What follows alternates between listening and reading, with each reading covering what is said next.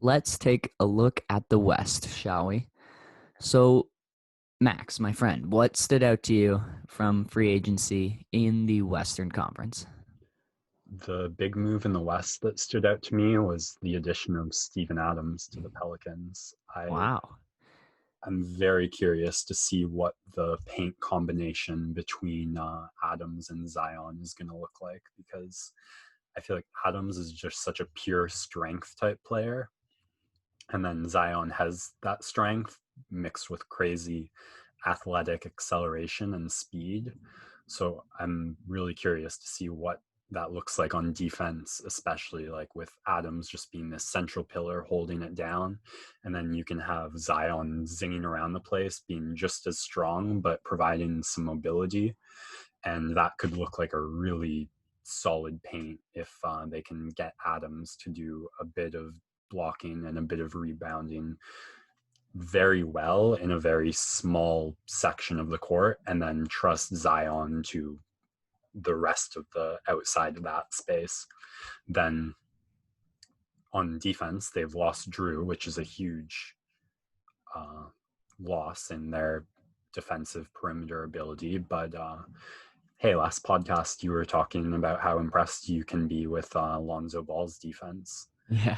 So So, I'll bring it to you there. What do you think the perimeter defense of Bledsoe and Ball is going to look like?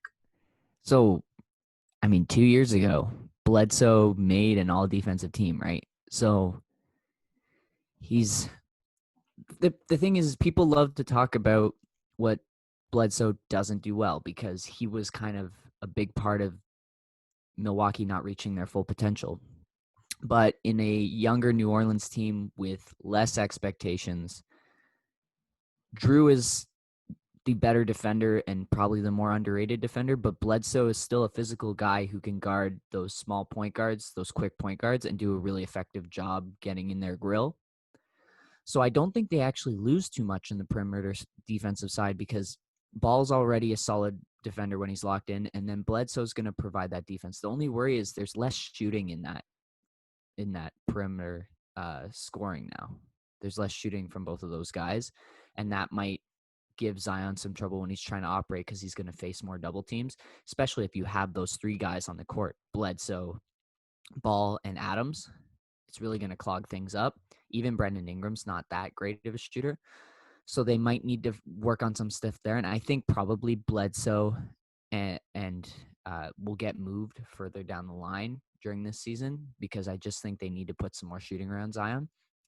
And then the biggest thing I loved about this Adams deal was that, again, similar to last year when they had Derek Favors, they need a guy who's going to be a pro and who's going to take on a lot of that work that they don't want to put on Zion yet in terms of banging down in the paint and taking that physical punishment of meeting guys at the rim and setting hard screens. Those are all things that Adams does really well. And he's going to be a grown-up in that room and teach those younger Pelicans players how to be a pro. And so that was kind of the biggest thing that I loved about that move.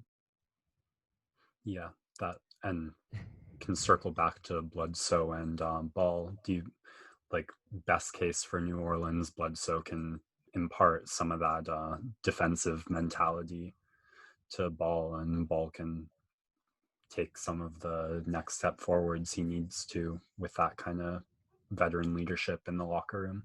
Definitely. I'm very intrigued by I don't know if that'll be their starting five or Bledsoe comes off the bench, but I am very intrigued by it.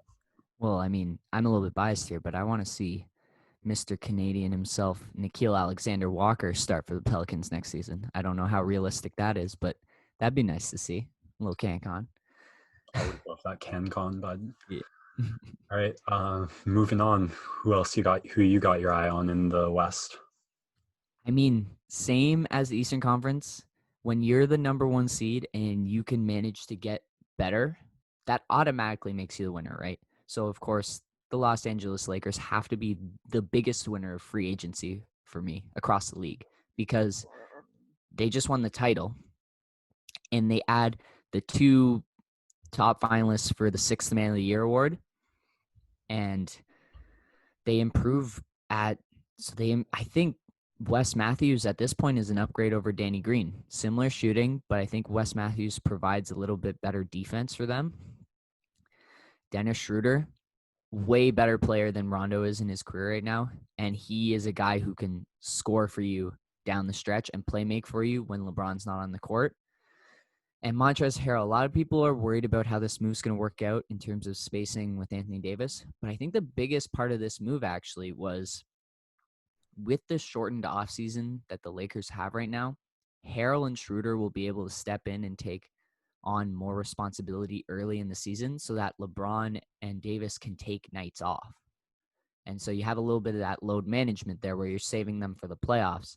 And having these two guys that can create for you on any given night is super, super important. And it's a big upgrade over what they had in McGee, Howard, and Rondo.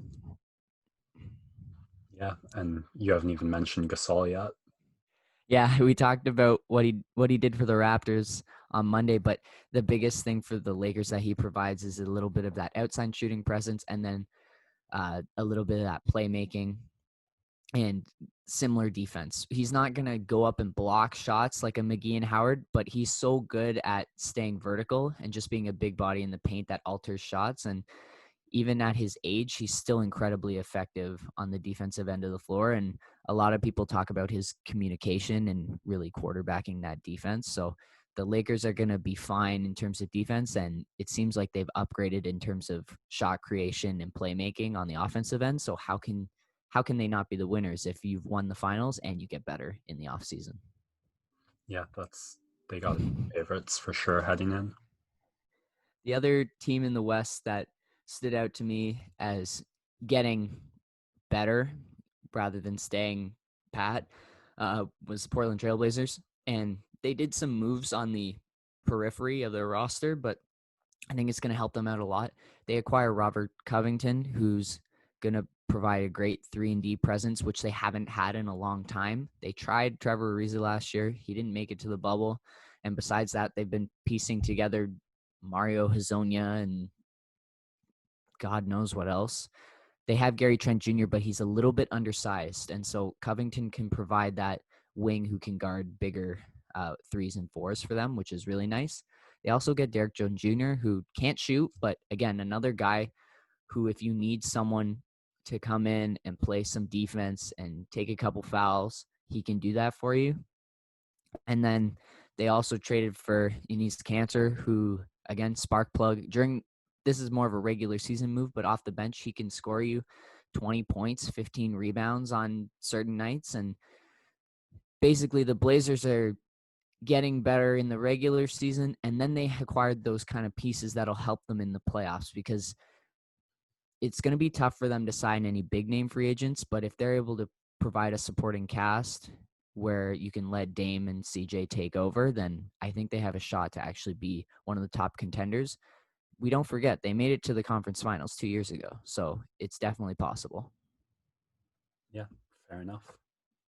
And then the last team that stood out to me, and I think you like these guys too, were the Phoenix Suns. And of course, the big move that they made was getting Chris Paul. And I think that's going to immediately elevate their floor as a team because of his leadership and his playmaking ability. And he'll be able to find Booker and get Booker the shots that he needs. And that'll help Booker take a big step this year. It's also going to help DeAndre Ayton in the pick and roll because of Chris Paul's, he's the point guard, right?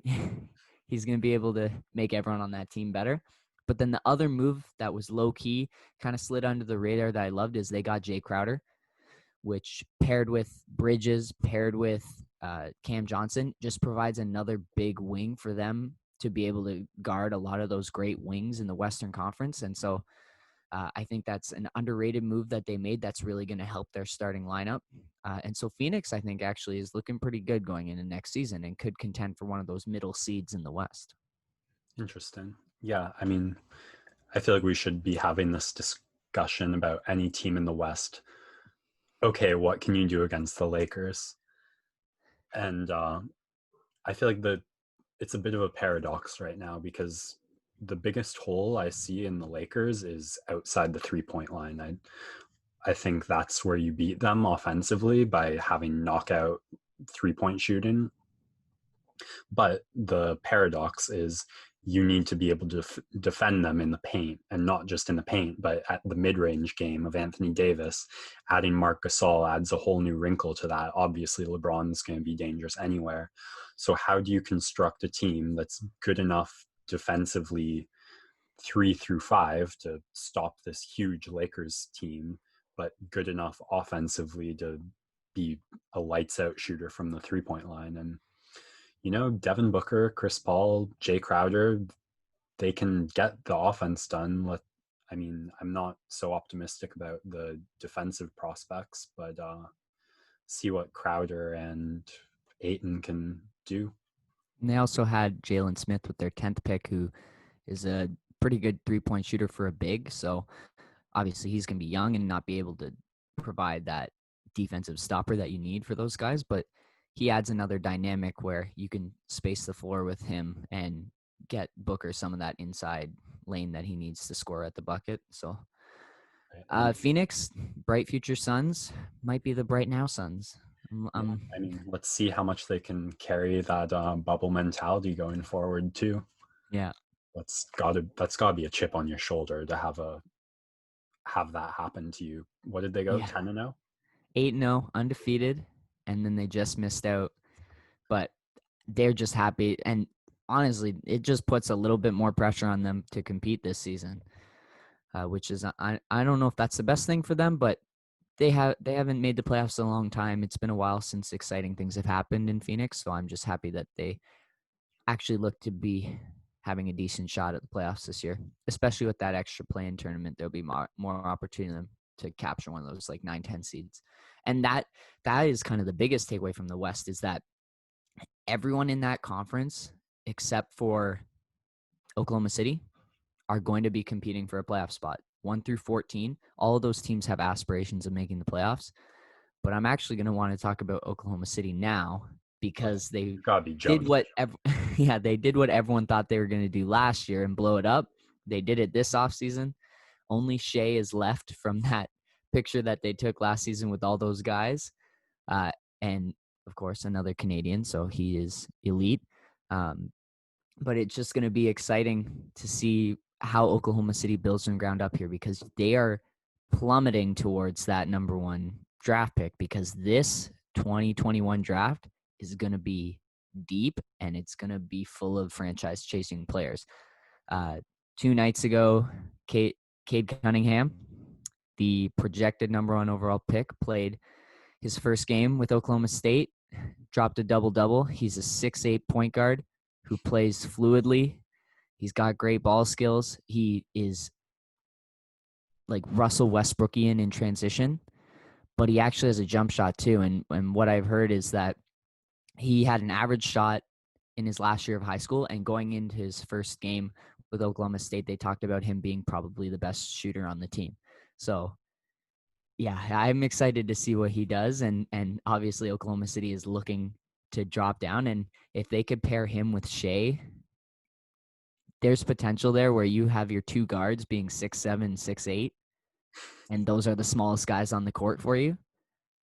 So it'll be fun to see what Oklahoma City does to manage to get their way down to the bottom there. And who knows, maybe they'll package together one of their 17 first-round picks in the next 5 years to get that number 1, number 2 pick, because there's also some other guys in that top 5 who could be franchise-changing players. Yeah, they're in such an enviable position when you give up on the present for the future and then you somehow acquire all those draft picks, which just sounds hard to believe when you say it out loud. But I feel like everyone's going to be rooting for Oklahoma over the years, because everyone wants to put themselves into the armchair of the Oklahoma City GM, and the freedom is limitless. So yeah, Sam Presti's looking like Thanos with all the draft picks. It's going to be fun all season. Just reality can be anything that I want. Yeah, for sure.